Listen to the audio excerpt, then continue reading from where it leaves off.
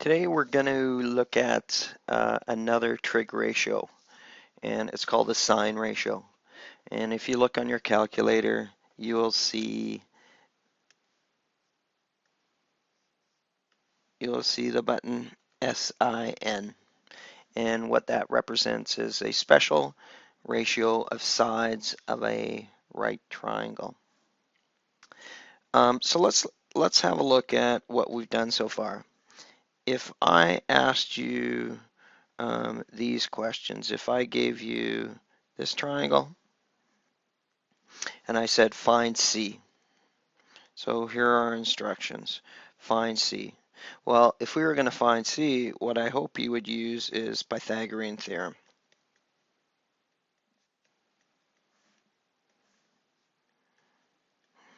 And remember, that is a squared plus b squared is equal to c squared. So there's a relationship when you know two sides of a right triangle. Use Pythagoras to find the third side. So in this example, we would have 6 squared plus 11 squared is equal to c squared. And we can use our algebra and find c. Okay, same triangle, same sides. If I asked you to find angle A and angle B, well, what I would hope you would recognize to use is the tangent ratio. So the tangent ratio is the ratio of the opposite to the adjacent side of a particular angle. So for example, in this one, if I wanted to find the tangent of angle A, if I wanted to find angle A, then that is the opposite over adjacent.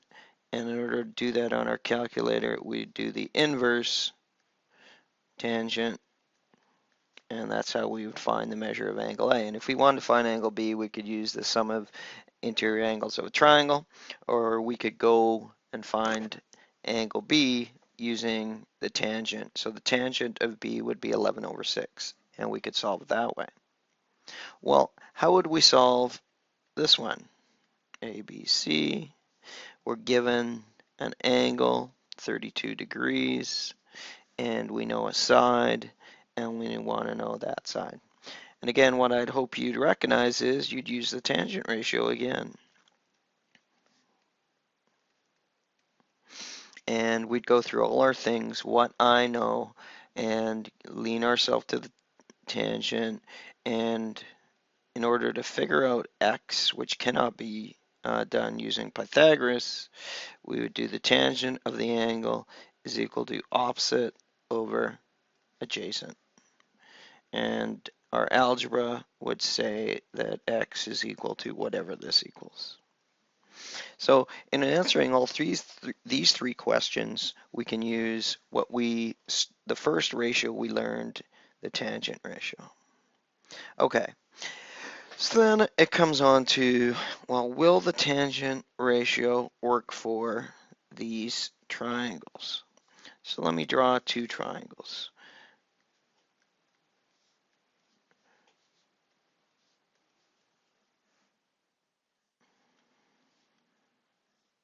So here are two triangles.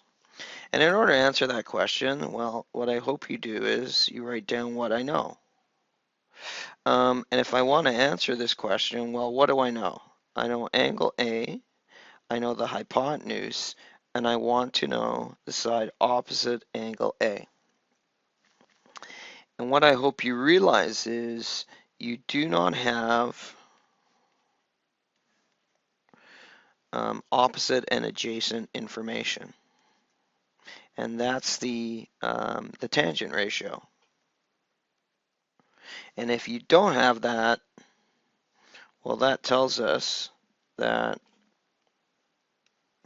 we cannot use the tangent ratio. So I guess we're stuck. Well, maybe not. Well, let's look at this one over here. Well, what do I know? Well, relative to angle A, I know the opposite side. That's 1. I know the hypotenuse. That's 2. And I want to know angle A. And again, what I hope you recognize here is you do not have the opposite and adjacent information. So I guess you cannot use the tan ratio.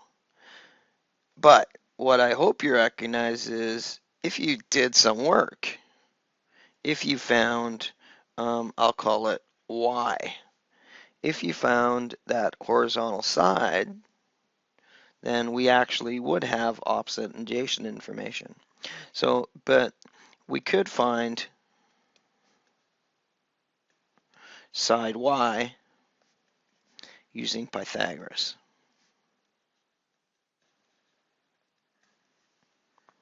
And then we could use the tangent ratio.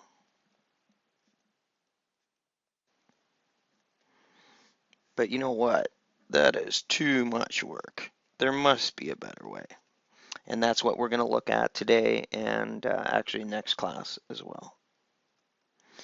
And the better way to answer the second triangle in particular is what's known as the sine ratio. Now the sine ratio is a trigonometric ratio that looks at a particular relationship of sides. It looks at the relationship of opposite to the hypotenuse.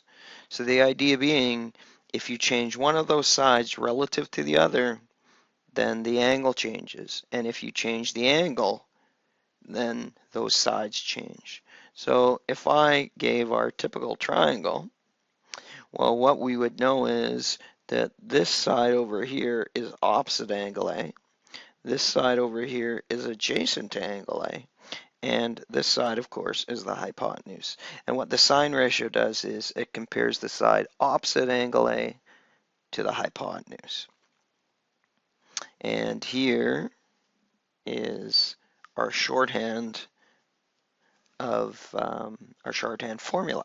Again, if you want to think about that. And again, it's on your blue card. So as with the tangent ratio, we have to go through the same process. And ultimately, what is going to have to happen is we're going to have to determine, well, which one of our trig ratios are we going to use depending on the information given, just like Pythagorean theorem. Okay, so let's look at some examples.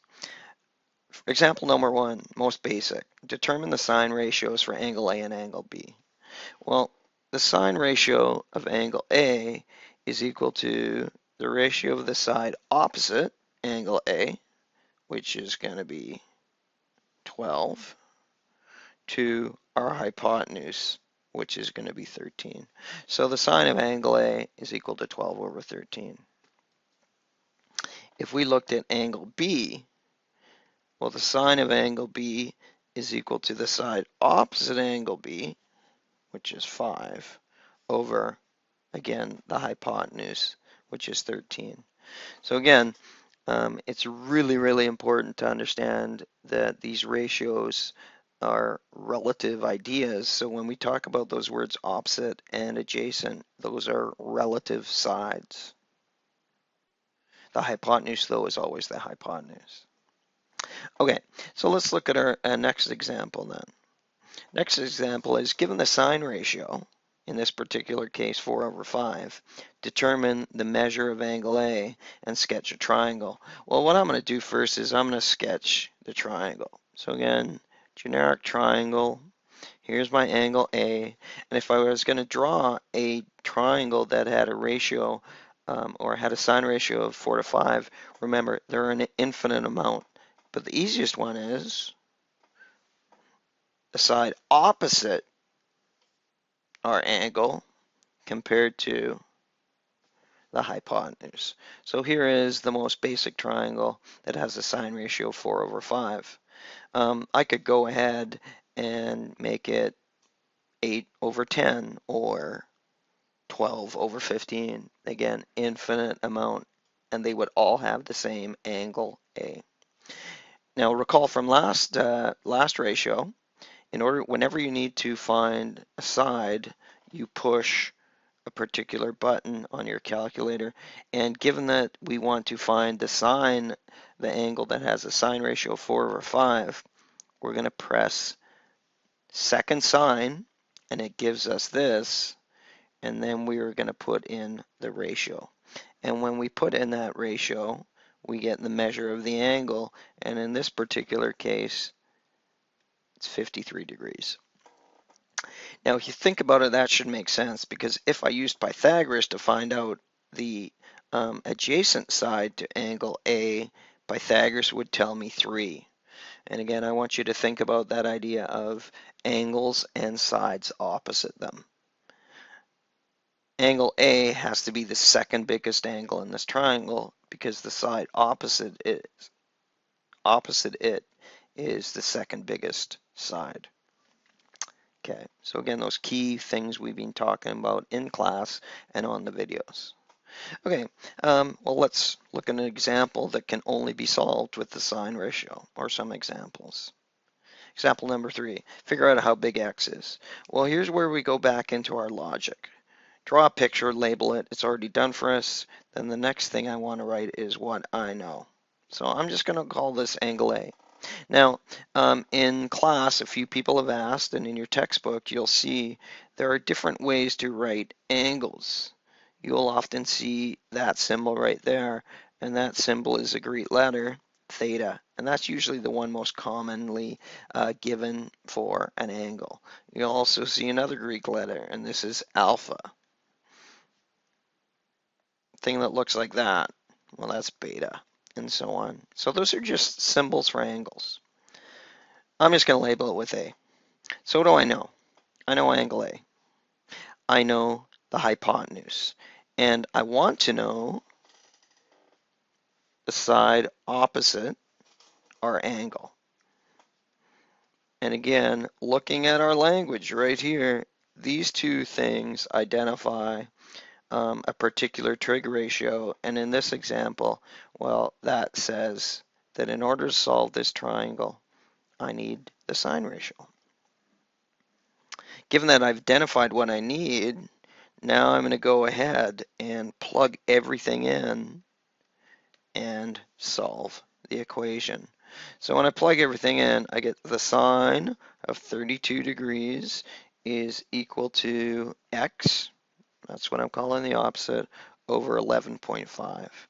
And now we go ahead and solve this, remembering that sine 32 is a number. I could push that into my calculator right now and get a decimal, but I'm going to leave it as such, and I'm going to undo a division with a multiplication. I'm going to multiply both sides of this equation by 11.5, and when I punch that into my calculator, like so, 11 sine 32, the calculator spits out